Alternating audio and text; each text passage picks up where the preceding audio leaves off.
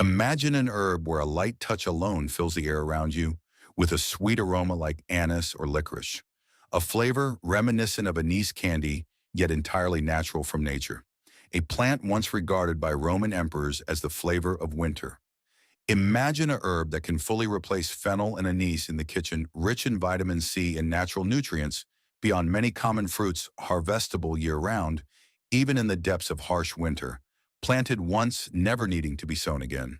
Yet you never see it on supermarket shelves. Why? Because it is too perfect. For those who understand the true value of forgotten foods. Welcome back to the Forgotten Flora Vault. We are digging into the past to nourish the future. If you believe the best food is not on supermarket shelves, but in home gardens, in forests, in ancestral memory, then like, subscribe, and turn on the bell right now. Today we explore a buried green treasure. We rewind time more than 2,000 years to ancient Rome. The great naturalist Pliny the Elder, in his classical work Naturalis Historia, recorded elite culinary herbs, plants used by the nobility in food, and medicinal remedies for digestion, bloating, and indigestion, with a sweet anise aroma that helped balance the lavish meals of the upper class. Moving into medieval Europe, this plant truly flourished in monastic gardens. Carthusian and Benedictine monks cultivated it widely, not only for flavor, but for survival. Fresh leaves grew year-round from late winter through most of the year, helping communities endure the hungry gap, the period of green vegetable scarcity during harsh winters. They used young leaves in pottage, traditional vegetable soup, fresh salads, sweet puddings, and even infused them into liqueurs. The young seeds were eaten raw like candy, providing a rare source of natural sweetness when sugar was still scarce. It was not just a seasoning, it was a tonic for both body and mind, aiding digestion, easing coughs, and bringing warmth during the cold. By the Victorian era in 19th century England, it entered the gardens of the aristocracy, becoming a luxury herb used to brew fragrant teas, make sweet pastries, and appear in winter salads in high-end cookbooks and formal herb gardens as a subtle statement of status. In 1597, John Gerard wrote, "The young seeds eaten raw with oil, vinegar, and pepper are the best salad in spring." Then everything changed. As agriculture shifted toward mass production, it was too free-growing, too difficult to control within industrial systems. It was pushed to the margins, surviving only in a few old gardens and wild hedgerows of northern England and Scotland. That plant is sweet Sicily, Myrrhis odorata, a buried culinary herb, a green treasure waiting for you to awaken. Now let's dig in to accurately identify this treasure, because within the Apiaceae family, there are dangerous imposters such as deadly poison hemlock. But don't worry, sweet Sicily has unmistakable markers. It is a perennial herb 60 to 120 centimeters tall, about 2 to 4 feet, growing in dense clumps, with hollow stems clearly grooved lengthwise and many branches. Look at the leaves. This is the strongest identification weapon. The leaves are 2 to 3 times pinnately divided, feather-shaped, bright, fresh green, velvety, soft, covered with fine hairs. Most distinctive, many leaves have white or pale gray blotches, looking as if someone splashed white paint or left chalky stains. Not every leaf has them, but if you see these random paint marks combined with the scent, then 99% it is sweet Sicily. When the leaves or stems are crushed, a sweet anise/licorice aroma bursts out immediately. The scent is strong and pleasant. The flowers are small and pure white, growing in compound umbels, at the branch tips, blooming from spring to summer. May to July in the northern hemisphere, like tiny white umbrellas scattered through green woodland. The fruits/seeds are the most interesting part, long, slender seeds, dark brown to black when mature, ridged 2 to 3 centimeters long. But the immature seeds, green, are the real gift candy, eaten raw, crisp and sweet, like Good and Plenty candy. The roots can be eaten raw, fresh in salads when young, crisp and aromatic, or cooked, boiled, steamed, roasted, similar to parsnip or young carrots. They are often boiled and mixed with other vegetables, added to soups, stews, or salads to enhance flavor. It can be confused with poisonous hemlock, Conium maculatum, or cow parsley because of similar leaves, but hemlock has no anise, scent, has purple spotted stems, hard, glossy, hairless leaves, and no white blotches. Sweet Sicily is soft, hairy, blotched, and sweet-smelling, Just crush a leaf and you know immediately. Always check carefully when wild foraging. All parts of Sweet Sicily are fully edible, offering a distinctive sweet flavor. In cooking, this is where the plant truly shines. Young leaves can be eaten raw in fresh salads, cooked in soups used as a spinach substitute, or used as a natural sweetener when preparing sour fruits such as rhubarb or gooseberries, helping reduce acidity and add gentle sweetness without needing much sugar, a very common trick in Old England. The young seeds are so sweet and aromatic that they can be eaten directly, while mature seeds are ideal for adding to baked goods and liqueurs. Roots and stems can be cooked or infused as tea, and the pure white flowers are added to salads, herbal teas, or infused in spirits. They are among the ingredients that contributed to the characteristic flavor of Scandinavian aquavit from the 15th century, and they also appear in the famous chartreuse liqueur recipes of monks. Dried or fresh leaves are used to brew fragrant tea and to reduce acidity in dishes, making them a perfect choice for those looking to cut back on sugar naturally. In folk medicine, Sweet Sicily is considered a gentle and safe tonic. The plant supports digestion, helping relieve bloating, indigestion, and stomach pain. It also soothes respiratory issues such as coughs or asthma. It has mild diuretic effects, cooling properties, and some people use it as a tonic to improve appetite. In addition, Sweet Sicily attracts bees and pollinating insects extremely well. A single clump can turn your entire garden into a haven for bees. It is also very easy to grow in shady gardens, ideal for forest gardens or cool home gardens where it becomes an attractive perennial ornamental.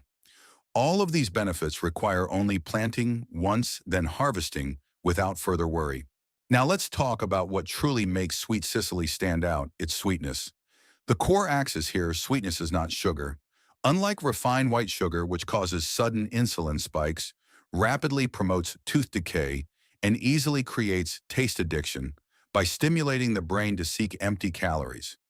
The sweetness of Sweet Sicily comes from anethol, a natural compound that makes up 50 to 70% of the essential oils in the leaves, seeds, and stems. Anethol delivers a gentle licorice sweetness, but it is not sucrose. It does not cause strong blood sugar, spikes, does not feed cavity-causing bacteria, and does not create addictive loops like processed sugar. Instead, this sweetness comes with real biological function, a kind of healthy sweetness that nature provides. With superior nutritional value, especially in the leaves, which you can harvest fresh year-round without concern for scarcity, the plant is rich in vitamin C, a valuable source for preventing winter vitamin deficiency, along with abundant vitamin A, supporting eye and skin health, iron, supporting blood health and high fiber content, supporting a healthy digestive system. Not only that, Sweet Sicily contains a high concentration of anethol, the primary compound responsible for the sweet and nice aroma, similar to fennel, helping reduce bloating, indigestion, and supporting gut health naturally. The plant is also low in calories and rich in antioxidants from flavonoids and polyphenols, which help protect cells from oxidative damage and provide long-term benefits for overall health. If placed on the scale, honestly, fennel and anise are still good digestive herbs, but they do not provide significant vitamin C in winter, cannot be harvested continuously, and do not return year after year unless you replant them. Sweet Sicily is different plant. Once and year after year, it quietly provides nutrients, flavor, and stability. So why did an herb that was once a treasure of royalty, monasteries, and the aristocracy disappear from our everyday tables, even though it is easy to grow and rich in nutrients? The answer lies in one word: industrialization. First, Sweet Sicily is simply not suited to large-scale industrial agriculture. Its leaves are soft, delicate, and easily bruised. They cannot withstand mechanical mass harvesting like fennel. Its aroma is strong, distinctive, and sweet, but that very over-specialness makes it difficult to sell at scale. Modern consumers are accustomed to the more neutral, easily accepted flavors of fennel bulbs or anise seeds products that have been standardized through centuries of industrial selection. Sweet Sicily is different. Its flavor is too individual, too wild, making large producers hesitant because it cannot be easily packaged into a uniform product. Next comes direct replacement. As agriculture shifted from small gardens to large fields, fennel and anise quickly took over. They are easy annual crops with short cycles, higher yields at industrial scale, and flavors already familiar to modern European tastes. Sweet Sicily, although perennial and harvestable year-round, was considered hard to control it, spreads naturally, is not easy to harvest mechanically, and does not produce massive seasonal yields like annual crops. The result, it was gradually pushed to the margins, surviving only in heirloom gardens, private herb gardens, or growing wild along hedgerows in northern England, Scotland, in parts of northern Europe.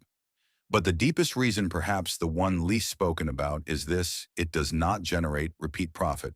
From a single seed it germinates, survives cold winters, spreads on its own, and can be harvested year-round. You do not need to buy new seeds each season.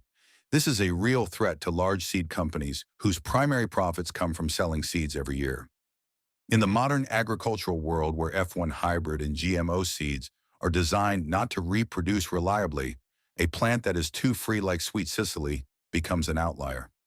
It is too perfect for small growers and for those seeking self-sufficiency, but too dangerous for a system built on continuous purchasing. But that very quality is what makes it more valuable than ever in an era when we are seeking natural, sustainable, and less dependent food systems. Look at today's reality. The global rate of type 2 diabetes is soaring, especially among children and young adults. Gut disorders, such as small intestinal bacterial overgrowth and irritable bowel syndrome, have become silent epidemics affecting millions of people. Sugar crashes, the fatigue and irritability after consuming sweet foods have become a daily burden. And children from a very early age are drawn into addictive loops of artificial sweets, refined sugar, and high fructose corn syrup substances that distort taste perception and erode health. In that context, Sweet Sicily is not just an ancient herb, it is a perfectly modern solution. First, it is a true natural sweetener. Sweetness from a nathalie is gentle, does not cause sharp blood glucose spikes like refined sugar, does not feed cavity, causing bacteria, and does not create taste addiction. You can add young leaves to sour fruits, tea salads, or even use young seeds as natural candy for children, reducing refined sugar intake while preserving the joy of eating. Second, it supports gut health exceptionally well, and nethyl has strong carminative effects, reducing bloating, soothing the stomach, and supporting the gut microbiome, ideal for those struggling with small intestinal bacterial overgrowth, irritable bowel syndrome, or poor digestion. Not medicine, but everyday food, safe, gentle, and validated by centuries of traditional use. And finally, one plant that does it all: kitchen food, medicinal herb and sweetness, leaves brewed as tea to ease coughs, roots cooked in soups to support digestion, young seeds as candy for children, flowers infused in spirits to create refined flavor. No need to buy multiple separate products, no need to rely on supermarkets. Just one clump in a shady corner of the garden provides a sustainable, self-sufficient, and healthy resource. Sweet Sicily is not returning to compete with chemical sugar or industrial sweeteners. It returns to remind us that true sweetness can be healthy, real food can heal, and one planting can provide benefits for a lifetime. This is not just a plant, this is an invitation to return to our roots, to what our ancestors knew, but we have forgotten. If you are looking for a small but meaningful change for family health, for your home garden, for the future, then Sweet Sicily is the answer. And now the most interesting part: how to bring Sweet Sicily into your own garden. This plant is easier to grow than you think. From seed, it requires cold stratification, placing seeds in moist refrigeration for about 8 to 12 weeks from autumn or winter to simulate cold winter conditions, then sowing into moist, organic, rich, well-drained soil. The plant prefers partial shade to full shade. It is cold hardy down to minus 20 degrees Celsius, and when temperatures drop below 15 degrees Celsius, it remains green and vigorous. Once established, Sweet Sicily rewards. Patience leaves can be harvested almost year-round, most tender and aromatic in spring. Seeds appear in summer sweetest when green, and roots, the forgotten part, become more flavorful after the first early winter frosts. Just one rule: do not confuse it. The Apiaceae family includes dangerous imposters. Remember the old rules: a clear, sweet anise scent, soft hairy leaves, and pale white blotches on the stems. When the fragrance speaks clearly, you're in a safe place. But growing sweet Sicily is not just gardening, it is a quiet act of rebellion. A rebellion against yearly seed buying, loops against addictive sweetness, against a system that wants you dependent to survive. Try growing it. Pick a leaf, gently crush it, inhale the sweet aroma, and feel it. This green treasure was never truly lost. It has only been waiting for you to awaken it. Thank you for joining Forgotten Flora Vault on today's journey.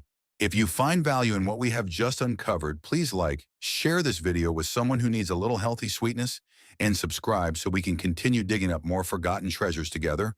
We will see you in the next video.